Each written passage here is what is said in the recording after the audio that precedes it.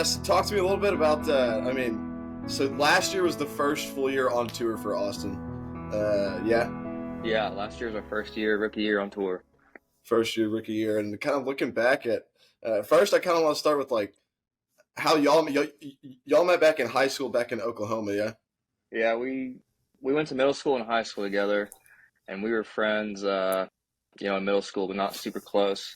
And I joined the golf team in high school, and that's when we became like really good buddies. So Okay. that's how I ended up caddying for him, working for him. Yeah. At what point after college or during college did you was that the plan of like you were going to go caddy for him? He asked me to, like right before COVID happened, and then that Okay. kind of threw a wrench in everything. And he got an exemption into Mayakoba in like November of our senior year, and he asked me to come caddy for him, and we ended up getting like 12th in that tournament as an amateur. And Oh after that, yeah. he was like, "All right, like if you want to come caddy for me, you got the job." So it was pretty That's cool. sick. Yeah, that's awesome. I was doing some article reading this morning to see if I can find anything on you, and I found a pretty funny one just because of based on I went through your Instagram too, and it's like I think your last post was when you graduated back in 2021, and it's like yeah, Yeah, Caddy Stone Coburn like super influential on his content and social media, like very extroverted, and I was like, is that what we're basing this quote off of his Instagram? yeah. So I haven't seen anything since they started. I read that article, and it made me laugh because it was like so far from like how I actually am as a person. Like I don't do social media really or post on Instagram. Yeah. Did they talk to you at all before writing that, or did they just pull No, everything off of no. what they could find? Yeah, I think they just pulled it all based off my Instagram. I think so too, because they pulled up your fiancés too, and they're like, "Oh, Grace is very involved too. She travels all the time and everything." And I Yeah. was like, It's like "Man, she comes like two tournaments a year, so I don't think that was very true either. yeah." Oh man, that's funny. But one thing that I did see on here back in 2019 was that U.S. Open qualifier that got him through. Tell me about that a little bit. What was that like? That was sweet. I think that was at Northwood in Dallas. Yeah, And he asked me for that too, and I wasn't really expecting anything. And then he got through, and I was like, "Oh my god!" It's like gonna go play in the U.S. Open. I didn't get the caddy for him then because he was in college and I was coaching the bag. But I think actually last year we qualified at Northwood again to get into the Open at LACC. yeah, And I did get the caddy in that one, and that was pretty cool to qualify at that course both times. yeah. That's awesome, man. That's cool to do it there twice. Has your short game gotten any better than LACC? Uh, has it gotten better since then? Yeah. Yes. Yeah. Yeah, I saw a little video that you were tagged in, little chunk, Oh, we're little bump talking and about run there. mine. Yeah, no, no, mine has not. No, still the same. No, it's still bad. That rough out there was insane, and I was trying to just hit the shot we were talking about, and it was not good. Yeah. Oh yeah, that's sick. Well, tell me a little bit about last year to this year. What's been the biggest difference maker for y'all to start seeing a lot more success this year? I know 32 events played last year, 17 cuts made. We have only missed one cut this year so far, so definitely Yeah, trending in the right direction. I think last year we went through a stretch of like missing like seven in a row, but it was always by like one or two shots. I think he was just kind of searching for his swing, his game, and not having a ton of confidence. And then this year, I think having a little bit more experience, and then his short game has gotten so much better. I think he's so much better at chipping now than he was last year. I think that gives him a lot more confidence with his game all around, and just having more experience, I think, has been really key to making as many cuts as we had so far in this season. Yeah, and then obviously, breaking through with the win at Cognizant Classic this year out there in Florida. It really seemed like the birdies on 11 and 12 to kind of get them to that three-shot lead really solidified it for them. What was it like kind of walking up 18? You can kind of see it in Austin's face. You start seeing the kind of set in a little bit that, finally did it. We won. Yeah. What was that like for you kind of walking up 18, realizing that, we finally did it? Um, like after 17, I was like, man, like we're gonna win, like pretty much no matter what. We can't mess this up.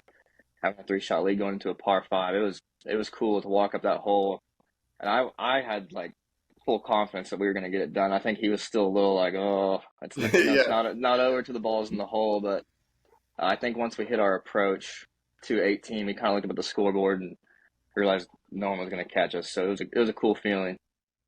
Almost buried the deep birdie putt too. That's Yeah, always that would have I'm been always cool. hoping for that by the winter. Yeah, how's the prep been this week? And over at Valero Texas Open, took the week off in Houston last week, kind of just getting some prep in for Masters next week. Yeah, prep has been good this week. He's swinging it nice, so I'm excited for this week. This hasn't been a course where I guess last year we didn't really play that well here, but the weather is going to be a lot better this week than in years past. It's warm and it's always windy, but as long as it's Yeah, not cold and no rain, it'll be all right.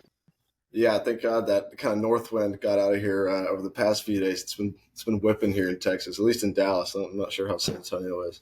Yeah, the Uh, course kind of sits on top of a hillside, so it's always windy up there.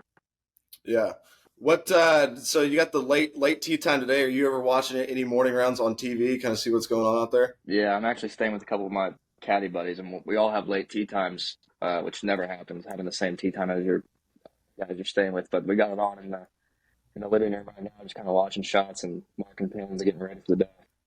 Nice. Who are your caddy boys out there? Who do you tend to stick with? This week I'm staying with Jay Green and Luke Hopkins. They caddy for Grayson Murray and Ben Martin. Okay, very nice. Well, hell yeah. Next week, going to be our first trip to Augusta National, yeah?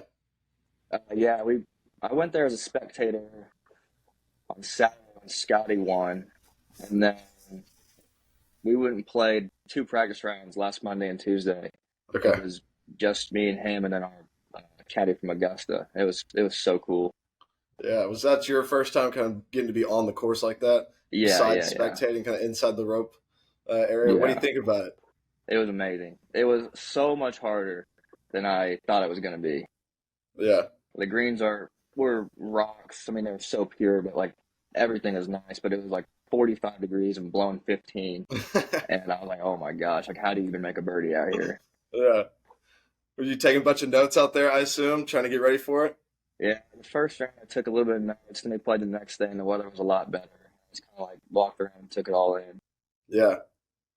Yeah, I feel like it's always interesting to hear the kind of the prep of a caddy, especially going into Augusta and kind of what goes on in that realm of things, especially in those practice rounds. Yeah, I feel like read something back in 2019. You guys kind of met up with Charlie Hoffman and his caddy at the WGC, and kind of got some insights there. And obviously, Austin going to Oklahoma State, I feel like the tight knitness between the Oklahoma State guys is always there. It's always kind of a like tight knit fraternity, so to speak.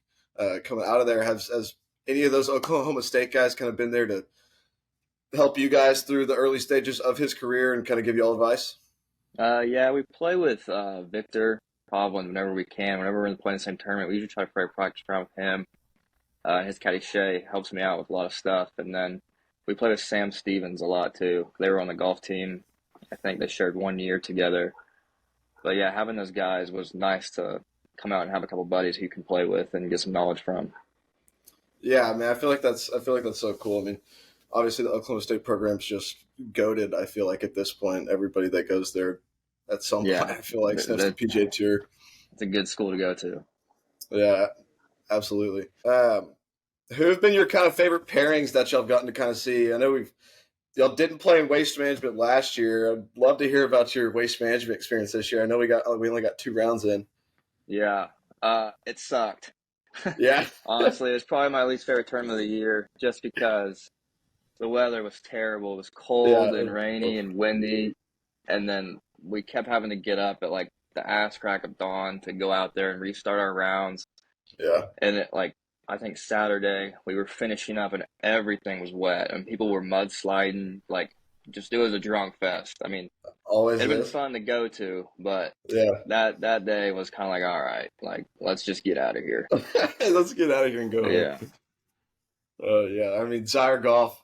I feel like that's like the highlight of the PGA Tour week is just everybody eating shit on Zyre yeah. Golf on the various parts of the course. But this year, the course is definitely out to get some people for sure. Uh, It's definitely fun, like watching it. But whenever you're playing bad and the weather's bad and the mood is not there, it's like, all right, this is pretty annoying. yeah, this sucks. Yeah, I bet. Yeah, I bet. Oh, good shit, man. This is my favorite going into my favorite week of the year. I'm sure it's the same for most people as well. What are some of the kind of those Augusta traditions that you're looking forward to getting to experience this year? And what are you most excited for going into next week?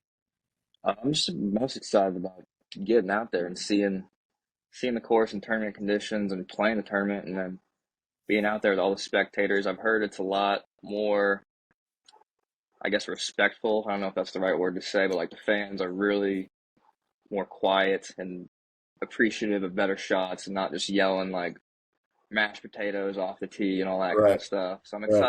excited to see all that and be around it.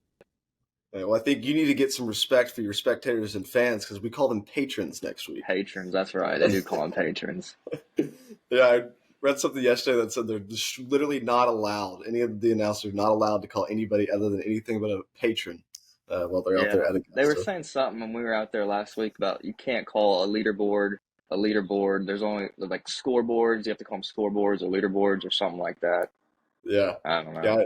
I got invited to go play in a pro am in Cabo to start the year, and one of the AMs that was on our team gets to go out. He's got a buddy that's a member out at Augustus. They go out there quite a bit. It just starts telling all these stories, about. Yeah, I think the Manning boys, showing up out there without socks on one time. They're like, "Hey, you're not coming in unless you got socks." They had to go Yeah, buy socks, and all just like the little intricates that kind of go into what Augusta National is that makes it what it is. yeah, that's Uh, what makes it what it is. yeah, I think that's so cool, and pumped to watch you guys play. And I wish you guys the best of luck, and should be a hell of a week, man. Just take it all in. Yeah, man. Thank you. I'm really looking forward to it. Well, good luck this week at the Valero. Hope we get the game moving in the right direction, and hopefully we can see you guys make a run down that scoreboard at Augusta National come the final round for sure. Yeah. All right. Thanks, man. Thanks for having me on.